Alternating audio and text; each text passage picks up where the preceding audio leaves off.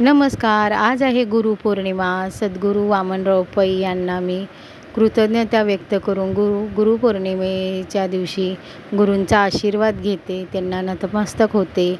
आज गुरुपौर्णिमा असल्यामुळे या दिवशी आपण आपल्या गुरुजनांना आदराने वंदन करावे. गुरु आपणास जीवनातील राजमार्ग दाखवतात. व्यास पौर्णिमेच्या दिवशी गुरुपूजन करतात, म्हणून या दिवसाला गुरुपौर्णिमा असेही म्हणतात.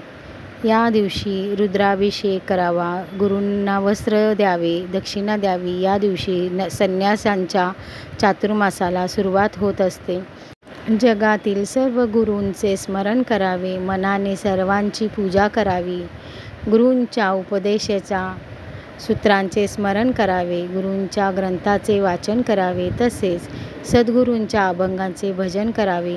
घरातील सर्वांनीच गुरूंची पूजा करावी.